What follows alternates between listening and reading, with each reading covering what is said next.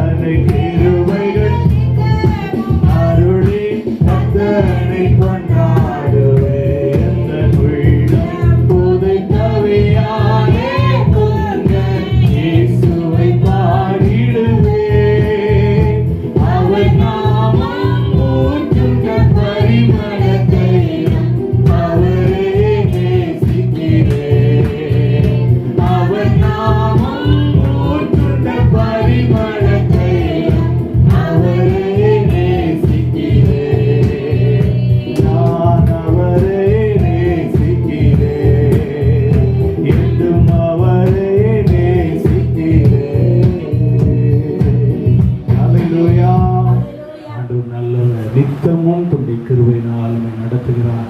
நித்தமும் தம்முடைய கிருபையினால் நம்மை தாங்குகிறார். நித்தமும் உடைய கிருபையினால் நம்மை அலங்கரிக்கிறார். அந்த தேவன் எப்பொழுதும் துதிக்கப்படத்தக்கவர். கர்த்தர் நல்லவர். ஒரு பாடலை பாடி ஆண்டவர் நமக்கு இம்மட்டுமாய் செய்து கொண்டிருக்கிற நன்மைகளை நினைத்து அவருக்கு நாம் நன்றி சொல்லி அவரை மகிமைப்படுத்துவோம். நன்றி சொல்லாமல் இருக்க முடியாது. நன்றி சொல்லாமல் இருக்கவே முடியாது. பல நன்மை செய்த இயேசுவுக்கே நன்றி நன்றி நன்றி என்று சொல்லி நான் துதிப்பேன். நாள்தோறும்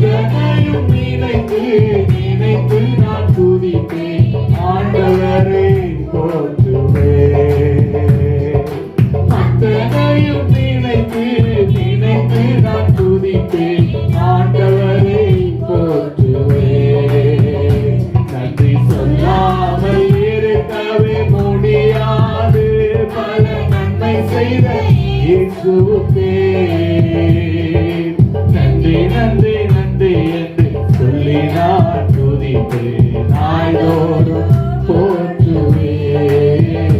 உம்மை நாள்தோறும் போற்றுவேன்.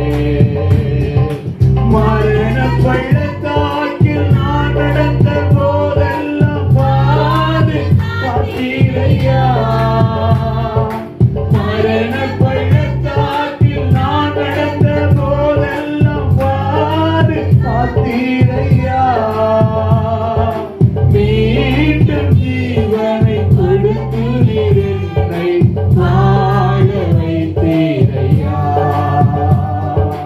மீண்டும் ஜீவனை கொடுத்து என்னை வாழ வைத்தீரையா. சொல்லாமல் இருக்கவே முடியாது. இயேசுவுக்கே நன்றி நன்றி நன்றி என்று சொல்லி நான் துதிப்பேன். நாள்தோறும் போற்றுவேன். உம்மை நாள்தோறும் போற்றுவேன். ஹல்லேலூயா. ஆண்டவர் செய்த நன்மைகள் ஏராளம். செய்த நன்மைகளே ஏராளமாயிருக்கும் போது செய்ய போற நன்மை எவ்வளவு ஏராளம் இருக்கும். ஆண்டவருக்கு மகிமை செலுத்த செலுத்த அவரை நன்றி உள்ள இருதயத்தோடு அவரை நாம் துதித்து மகிமைப்படுத்த செய்த நன்மை விட செய்ய போற நன்மை ஆண்டவருடைய வாழ்க்கையில இன்னும் அதிகமாய் தர அவர் வல்லவராய் இருக்கிறார். சமூகத்தில் துதித்து அவரை பாடி ஆராதித்து அவருடைய பிரசன்னத்தை உணரும்படி அனுபவிக்கும்படி கர்த்தர் நல்ல ஒரு ஆராதனையை தந்தார். அவருக்கு மகிமை உண்டாகட்டும். தொடர்ந்து நாம் சில ஜெப குறிப்புகளுக்காக நாம் ஜெபிப்போம். ஆண்டவர் இருதயங்களை ஜெபத்தினால் ஜெப ஆவியினால் நம்மை நிரப்புவாராக. ஆண்டவரே இயேசுவே, நாங்கள் ஜெபிக்கக்கூடியவர்களா, உடைய சமூகத்தில் பேசக்கூடியவர்களா, உடைய சமூகத்தில் விண்ணப்பிக்கக்கூடியவர்களா? எங்கள் தேவன் இந்த ஸ்தலத்தில் ஏறெடுக்கப்படுகிற ஜெபங்களுக்கு அவர் நிச்சயமா கேட்பார். நிச்சயமா அவருடைய கண்கள் பார்க்கிறது, நிச்சயமா அவருடைய செவிகள் கேட்கிறது என்ற நம்பிக்கை எங்களுடைய இருதயத்துக்குள் இன்னும் அதிகமா உண்டாகட்டும் ஆண்டவரே, உண்டாகட்டும் ஆண்டவரே. எங்கேயோ இருந்து கேட்கிற தேவன் அல்ல, நீங்க எங்கள் அருகில இருந்து கேட்கிறவர், எங்கள் அருகில இருந்து கேட்கிறவர். ஹல்லேலூயா. எங்களுக்கும் உமக்கும் நல்ல தொடர்பு, நல்ல ஒரு கனெக்ஷன் உண்டாகட்டும், உண்டாகட்டும், உண்டாகட்டும். எங்களுக்கு நேராக வானம் திறக்கப்படட்டும். யாக்கோபு ஜெபித்த போது வானத்தில் இருந்த தேவதூதர்கள் ஏறுகிறவர்களாய் இறங்குகிறவர்களாய் இறங்குறது போல ஒரு காட்சி கண்டது போல தேவனிடத்துல நம்முடைய ஜெபங்கள் எல்லாம் எட்டக்கூடிய ஒரு அனுபவம் இப்பொழுது இப்பொழுது இப்பொழுது இப்பொழுது உண்டாகட்டும், இப்பொழுது உண்டாகட்டும், இப்பொழுது உண்டாகட்டும். தேவ சமூகத்தில் ஜெபிக்கிற ஜெபங்கள் உடனடியாக தேவனிடத்தில் போய் சேரக்கூடிய அப்படிப்பட்ட ஒரு வாசல் திறக்கப்படட்டும், அப்படிப்பட்ட ஒரு வாசல் திறக்கப்படட்டும். தடை உண்டாக்குகிற அந்தகார வல்லமைகள், தடை உண்டாக்குகிற அசுத்த வல்லமைகள், தடை உண்டாக்குகிற இருளின் கிரியைகள், தடை உண்டாக்குகிற வானமண்டலத்தின் ஆவிகள் இயேசுவின் நாமத்தினால் விலகுவதாக, இயேசுவின் நாமத்தினால் விலகுவதாக, இயேசுவின் நாமத்தினால் விலகுவதாக.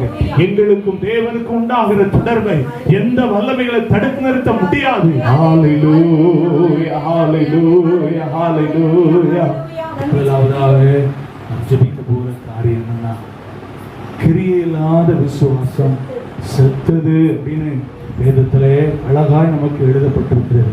நமக்குள் ஆவிக்குரிய வாழ்க்கையில் ஆண்டவர் எதிர்பார்க்கிற முதல் காரியம் விசுவாசம். விசுவாசம் தான் கிறிஸ்தவ வாழ்க்கையின் அடிப்படை பவுண்டேஷனா இருக்கிறது. ஆகவே இன்னைக்கு நமக்கு ஆண்டவர் நம்மிடத்தில் அதிகமாக எதிர்பார்க்கிற ஒரு காரியத்தை நம்ம ஆண்டவருடைய சமூகத்தில் சொல்லி ஜெபிக்க போகிறோம். சபையில் இருக்கிற பிள்ளைகளுக்குள்ள அப்படிப்பட்ட அனுபவம் உண்டாகணும்னு சொல்லி ஜெபிப்போம். இன்னும் வரப்போகிற ஜனங்களுக்குள்ள இந்த அனுபவம் ஆமன் குறைந்து போகாதபடி நிலைத்திருக்க கர்த்தர் உதவி செய்யும்படி நம்ம எல்லாரும் ஜெபிப்போம். ஆண்டவர் தாமே நம்மிடத்தில் எதிர்பார்க்கிற கிரியை இல்லாத விசுவாசம் நம்முடைய வாழ்க்கையில வேண்டாம். கிரியை உள்ள விசுவாசத்தை நமக்குள்ளே கர்த்தர் தருவாராக, கிரியை உள்ள விசுவாசத்தை நமக்குள்ளே தருவாராக, கிரியையை வெளிப்படுத்துகிற விசுவாசத்தை நம்முடைய சபையின் பிள்ளைகளுக்கு தருவாராக. ஆமா, தேவ சமூகத்தில் கொஞ்சம் மானத்தோடு ஜெபிப்போம். இன்னைக்கு அநேகருடைய வாழ்க்கையில விசுவாசம் இருக்கு என்று சொல்லியும் கிரியை இல்லாத வாழ்க்கை அது தேவ சமூகத்தில் தேவ பார்வையில் ஒரு செத்து போன அனுபவத்தை தான் குறிக்கிறது.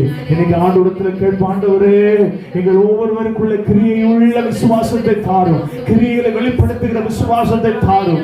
ஆபிரகாமை போல, ஈசாக்கை போல, தானியேலை போல, சாத்ராக் மேசாக்கை போல கிரியைகளை வெளிப்படுத்துகிற விசுவாசம் எங்களுக்கு வேண்டும் ஆண்டவரே.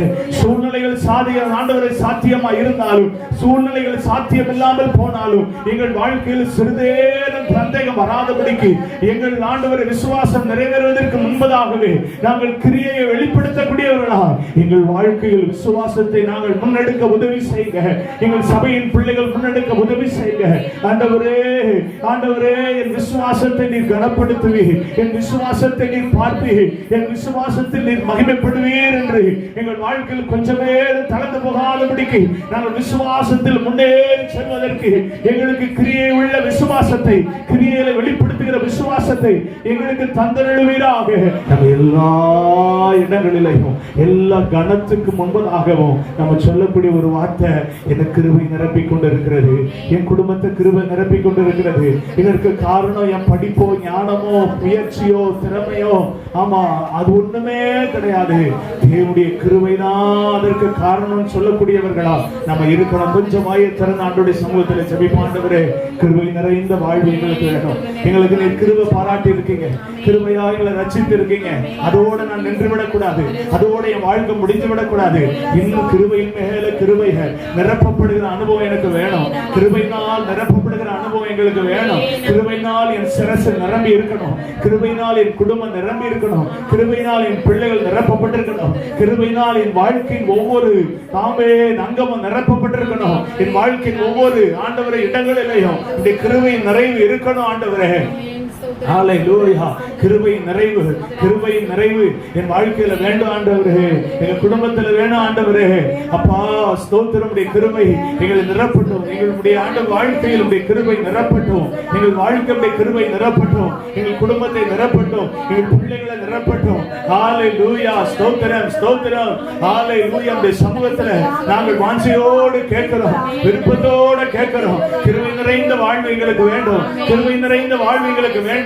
கிருபை நிறைந்த வாழ்வு எங்களுக்கு வேண்டும். நாங்கள் எந்த இடத்துல நாங்களுடைய கிருபையை மேன்மைப்படுத்தி சொல்லணும். இதற்கு காரணம் தேவனிகள் மேல் வைத்த கிருபை, தேவனிகள் மேல் வைத்த கிருபை, தேவனிகள் குடும்பத்தில் மேல் வைத்த கிருபை, எங்க வாழ்நாள்ல ஒவ்வொரு நாளுங்களுக்கு கூட்டி கொடுத்ததுடைய கிருபை, எங்கள் பொருளாதாரத்தின் மேன்மைக்கு காரணமுடைய கிருபை, எங்க பிள்ளைகளுடைய ஞானத்துக்கு காரணம் கர்த்தருடைய கிருபை, எங்களுடைய பாதுகாப்புக்கு காரணம் கர்த்தருடைய கிருபை. எங்க வாழ்க்கையில் எல்லா அசைவிலையும் நாங்க சொல்லக்கூடிய ஒரே ஒரு வார்த்தை கர்த்தருடைய கிருபை, கர்த்தருடைய கிருபை, கர்த்தருடைய கிருபை அப்படின்னு சொல்லக்கூடியவர்களா. கிருபையின் நிறைவை நாங்கள் எப்போது மேன்மை பாராட்டுகிறவர்களா, கிருபையின் நிறைவை நாங்கள் எப்போது உயர்த்துகிறவர்களா நாங்கள் இருக்கணும். நாங்கள் இருக்கணும். கர்த்தரபடியா எங்களுக்கு உதவி செய்யுங்க. கர்த்தரைகளுக்கு உதவி செய்யுங்க. கர்த்தரைகளுக்கு உதவி செய்யுங்க. கொஞ்சம் கேட்போம். கர்த்தரைகளுக்கு உதவி செய்யுங்க. கர்த்தரைகளுக்கு உதவி செய்யுங்க. கிருபையின் நிறைவு எங்களுக்கு வேண்டும். கிருபையின் நிறைவு எங்களுக்கு வேண்டும். கிருபையின் நிறைவு எங்களுக்கு வேண்டும். அப்பா கிருபையினால், கிருபையினால், கிருபையினால், கிருபையினால் எங்களை நிரப்புங்க. கிருபையினால் எங்களை நிரப்புங்க. கிருபையினால் எங்களை நிரப்புங்க. எங்கள் வாழ்க்கையினுடைய கிருபை நிரம்பி இருக்கணும்ப்பா. கிருபை நிரம்பி இருக்கணும்யா. கிருபை நிரம்பி இருக்கணும்யா. ஆண்டவரே தாவீதுடைய வாழ்க்கையில கிருபை எவ்வளோ நிரம்பி இருந்ததப்பா. காட்டுல இருக்கும் போது அந்த கிருபை விட்டு கொடுக்கல. நாட்டுக்குள்ள இருக்கும் போது கோலியாத்துக்கு முன்னால விட்டு கொடுக்கல. ஓ ராஜ்ய பாரத்தில் அவனுடைய கிருபை விட்டு கொடுக்கல. அவனுடைய தவறு அவன் வாழ்க்கையில் முன்னால வந்து நிற்கும் போது அந்த கிருபை அவனை தேவ சமூகத்துக்கு முன்பதாக மண்டியிட செய்து தேவனிடத்தில் இன்னும் அதிகமான மன்னிப்பை பெற்றுக் கொடுத்ததே. அந்த கிருபை எங்களுக்கு வேணும்.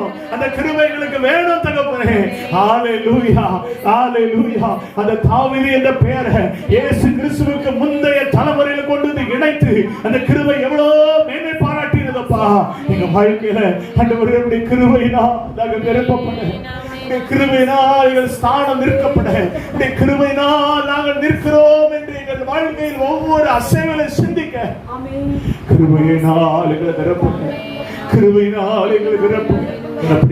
கிருபையினால் நம்மை நிரப்ப போறதுக்காக, நம்மை நிரப்ப போறதுக்காக, சபையின் பிள்ளைகளை நிரப்ப போறதுக்காக, நம்முடைய பிள்ளைகளை நிரப்ப போறதுக்காக, நம்முடைய சபையில வந்து கூடுகிற ஒவ்வொரு பிள்ளைகளுடைய கிருபை பூரணமா நிரப்பக்கூடிய அனுபவத்தை இந்த இடத்துல கர்த்தர் நிறைவாய் கர்த்தர் வைத்து தொடர்ந்து ஆண்டு நடத்த போறதுக்காக கர்த்தரை ஸ்தோத்திரம் பண்ணுவோம். ஸ்தோத்திரம், ஸ்தோத்திரம், ஸ்தோத்திரம், ஸ்தோத்திரம், ஸ்தோத்திரம், ஸ்தோத்திரம், ஸ்தோத்திரம். மூன்றாவதாக நாம ஜெபிக்க போற காரியம், ராஜ கிரீடத்தை நம்ம இழந்து போயிடக்கூடாது. தேவனுடைய கிரீடத்தை நம்ம இழந்துடவே கூடாது. நம்மளை ஆண்டவர் நோக்கத்துக்காக இந்த பூமியில உண்டாக்கினார். நம்மளை இந்த பரம ஓட்டத்தில் ஓடிக்கொண்டிருக்கிற நமக்கு ஒரு கிரீடத்தை ஆண்டவர் வச்சிருக்கிறாரு. வேதத்தில் சொல்லப்பட்டிருக்கிறது, அது வாடாத கிரீடம், அது அழிவில்லாத கிரீடம், அது நம்முடைய சிரசில் வைக்கப்படக்கூடிய தேவன் ஆயத்தப்படுத்தி இருக்கிற கிரீடம். இன்னைக்கு ஆண்டவருடைய சமூகத்தில் சொல்லுவோம், ஆண்டவரே எனக்காக வைத்திருக்கிற கிரீடத்தை இழந்துடவே கூடாது. எங்களுக்காக வைத்திருக்கிற கிரீடத்தை எந்த சூழ்நிலையில் இழந்துடக்கூடாது ஆண்டவரே. தேவன் எங்களுக்கு ஆசையாய் ஆயத்தப்படுத்தி வச்சிருக்கிற எங்களுக்காக வைத்திருக்கிற கிரீடத்தை எதற்காகவே இழந்துடக்கூடாது. எதற்காகவே இழந்துடக்கூடாது. அந்த கிரீடத்தை பெற்றுக் கொள்வதற்கு இந்த பூமியில நாங்க எப்படி வாழணுமோ அப்படிப்பட்ட ஒரு வாழ்க்கையை எங்களுக்கு வாழ்வதற்கு கற்றுக் கொடுங்க ஆண்டவரே. எங்க ஓட்டம் அப்படி இருக்கும்படி எங்களுக்கு கற்றுக் கொடுங்க ஆண்டவரே. இப்படி கிரீடத்தை நாங்கள் பெற்றுக் கொள்ளணும்.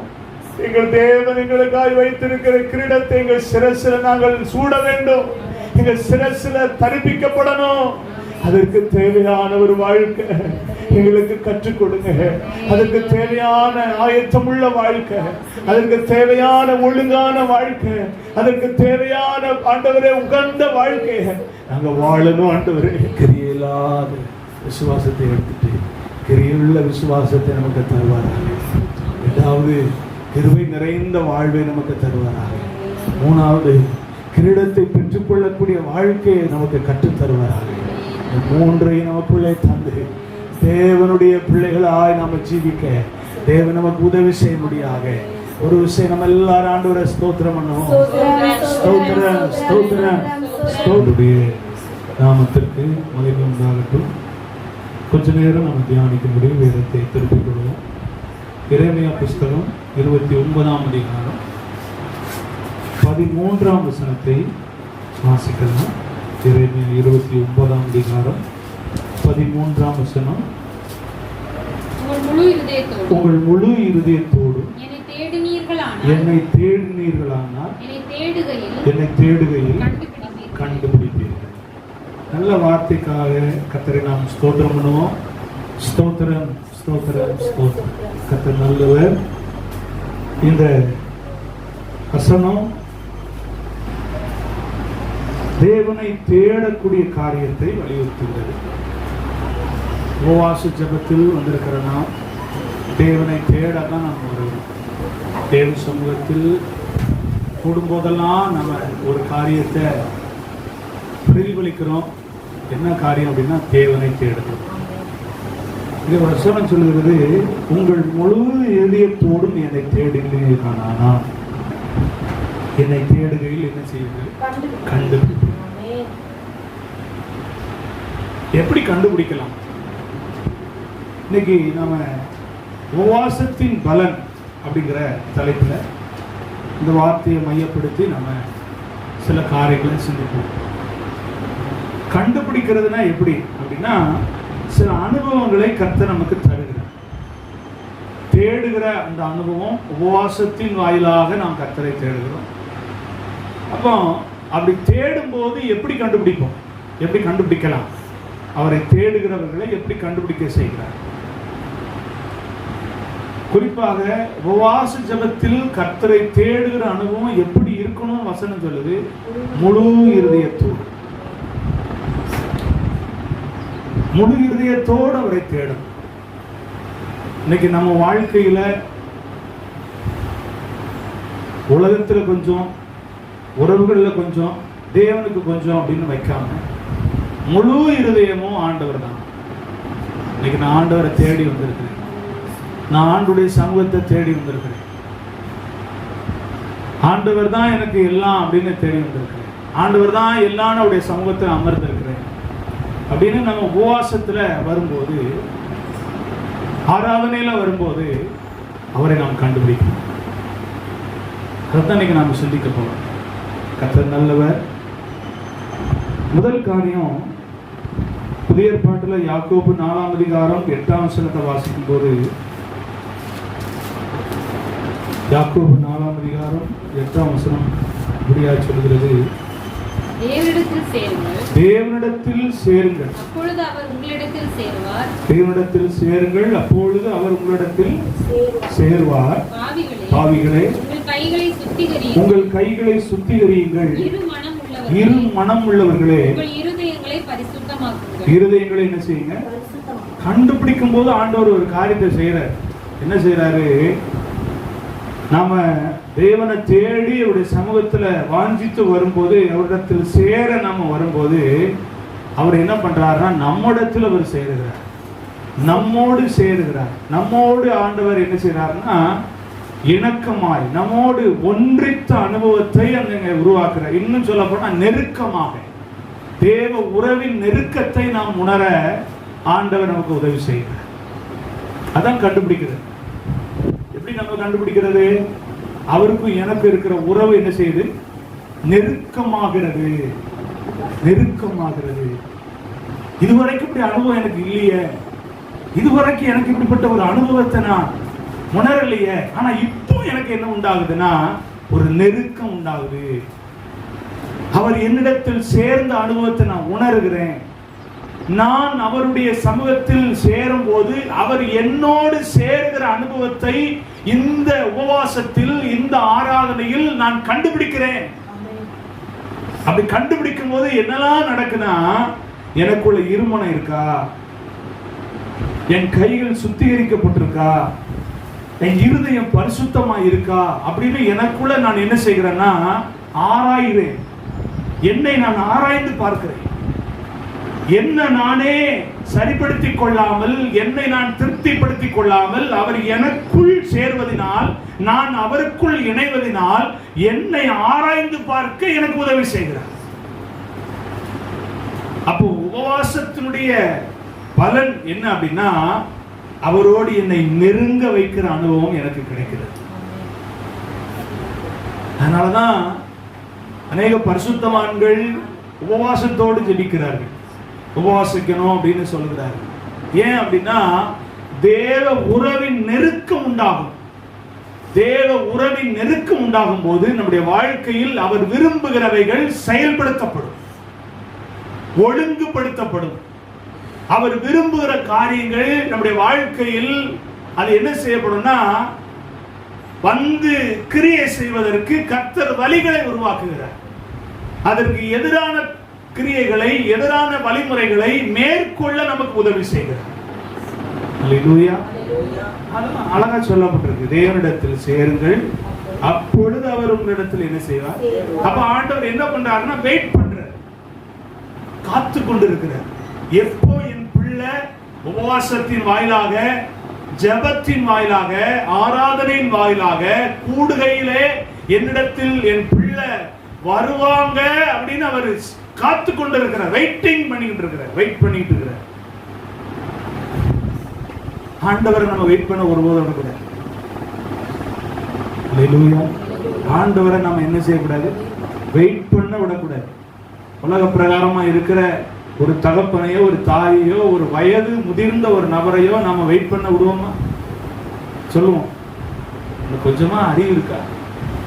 இவ்வளவு பெரிய மனுஷனை இவ்வளவு நேரம் உட்கார வச்சிருக்கீங்க, ஏன் இவ்வளவு நேரம் வெயிட் பண்ண வச்ச அப்படின்னு நம்ம சொல்றோம்ல.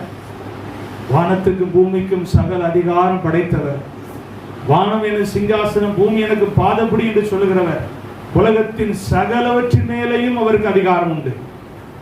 சகலவற்றையும் செய்ய வல்லவராய் இருக்கிற அவரை நம்மிடத்தில் சேருவதற்கு நாம் ஒருபோதும் வெயிட் பண்ணக்கூடாது, வெயிட் பண்ண வைக்கக்கூடாது. நாம் அவரிடத்தில் சேரும், நாம் அவரிடத்தில் வர வேண்டும். நாம் அவரிடத்தில் வந்து அவருடைய பாதத்தை பற்றி கொள்ளும் போது அவர் எனக்குள் வருகிறார், அவர் நமக்குள் வருகிறார், அவர் நம்முடைய ஸ்தலத்தில் வந்து கிரியை செய்கிறார். பிசாசு சில நேரங்களில் கொண்டாட்டமா இருக்கு. ஏன்னா எனக்கு இடம் கொடுத்திருக்கிறாங்க, ஆனா ஆண்டவருக்கு இடம் என்ன செய்யல, இடம் கொடுக்கல. சிலர் சொல்றாங்க, என்னால மேற்கொள்ள முடியல, என்னால ஜெயிக்க முடியல, எனக்குள்ள அப்படிப்பட்ட ஒரு வாழ்க்கை வாழ முடியல. காரணம் என்னன்னா, அவர் வந்தா தானே அப்படிப்பட்ட வாழ்க்கை வாழ முடியும். அவர் கிரியை செய்வதற்கு இடம் கொடுத்தா தானே அவர் வந்து கிரியை செய்ய முடியும். அவர் நமக்குள் வந்து வாசம் பண்ணுவதற்கு நாம இடம் கொடுத்தால் மாத்திரம்தான் அவர் நமக்குள் வந்து அவர் செயல்படுத்த முடியும். அந்நிய வல்லமைகளை, சத்துவின் கிரியைகளை அவர் ஜெயிக்க முடியும். அவர் ஜெயிச்சிட்டாலே நம்ம ஜெயிச்சோம்னு அர்த்தம். ஆமென் சொல்லுங்க. ஆண்டவருடைய நாமம் மகிமைப்படட்டும். சொல்லப்பட்டிருக்கு, உபவாசத்தினுடைய பலன் நாம் கண்டுபிடிக்கிற முதல் அனுபவம் என்னன்னா, தேவ உறவின் நெருக்கம் எனக்கு கிடைக்கிறது.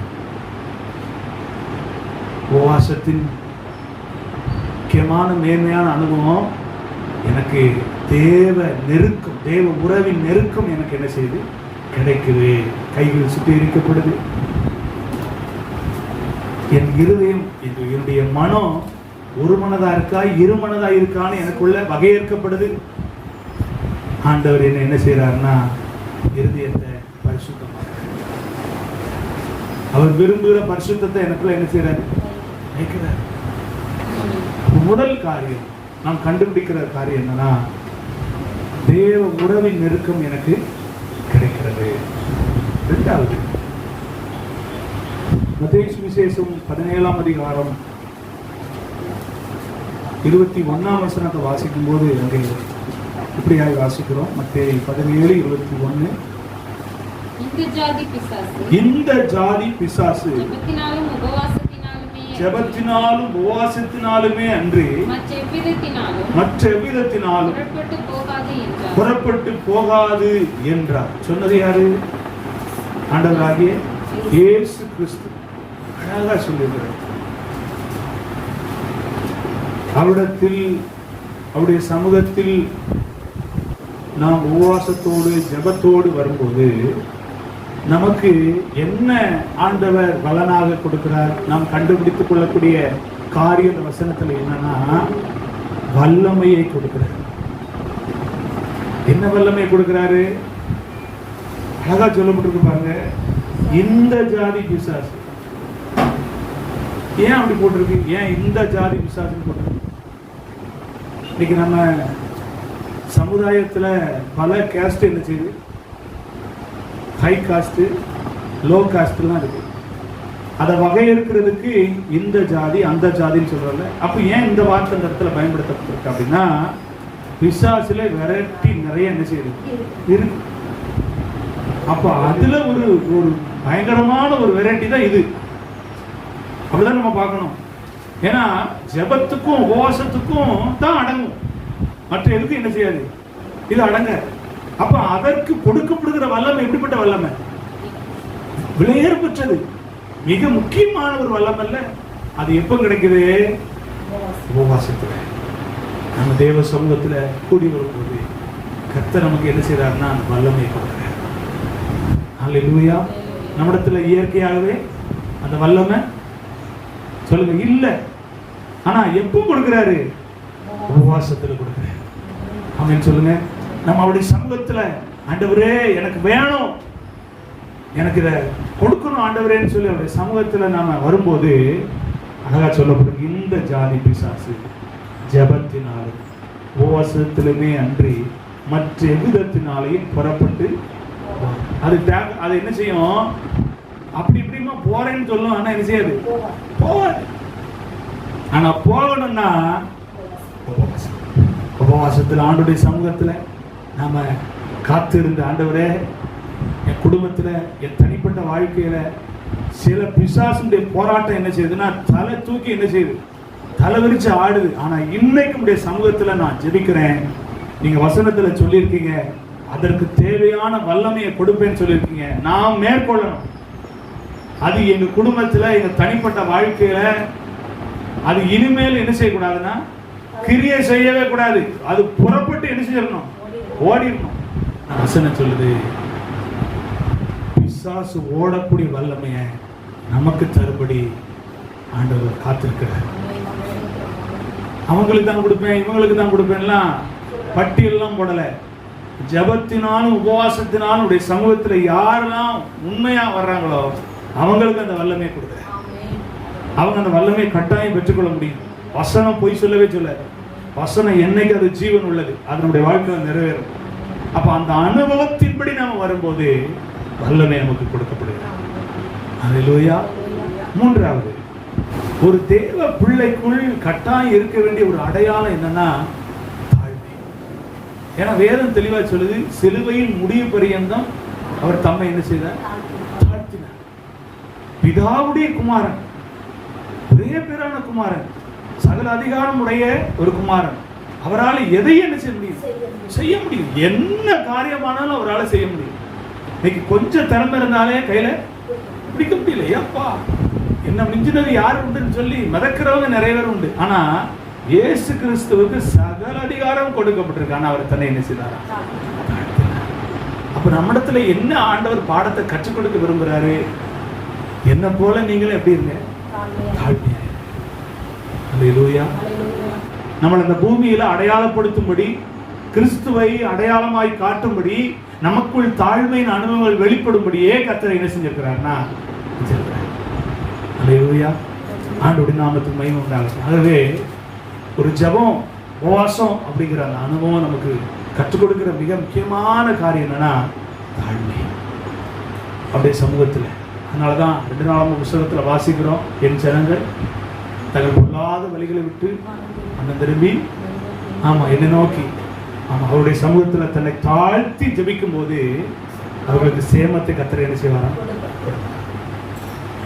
அந்த நிமிடத்தை ஆண்டவர், நான் இத்தனை மணி நேரம் ஜெபம் பண்ணேன், நான் இவ்வளவு நேரம் ஆராதிச்சேன், நான் இவ்வளவு நேரம் கொடுத்திருக்கிறேன் அப்படிங்கிற அந்த அந்த அனுபவத்தின் அந்த மணி நேரங்களுடைய முழுமையே எதுல தான் இருக்குன்னா அந்த தாழ்மை, அந்த தாழ்மை.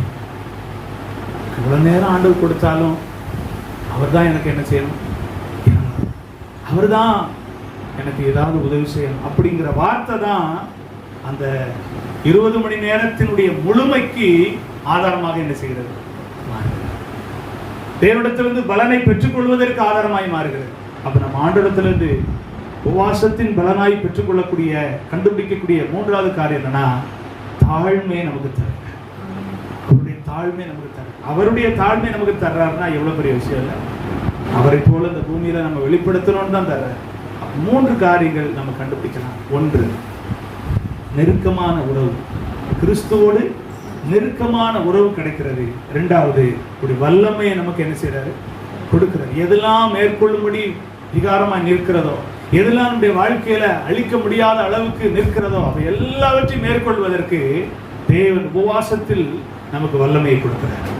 3வது, நம்முடைய வாழ்க்கையில சில நேரங்களில் அவரை பிரியப்படுத்த விடாதபடிக்கு நமக்கு முன்னால வந்து நிற்கிற எத்தனையோ ஆணவமான எண்ணங்களை, ஆணவமான பேச்சுகளை, ஆணவமான செயல்பாடுகளை அடிச்சு நொறுக்கி நமக்குள்ள தாழ்மை என்ன செய்கிறது, நீ ஒண்ணுமே இல்லை, அவர் தான் இல்லாமே அப்படிங்கிற அளவுக்கு நமக்கு அந்த அனுபவத்தை என்ன செய்கிறது, உண்டாக்குகிறது. அல்லேலூயா.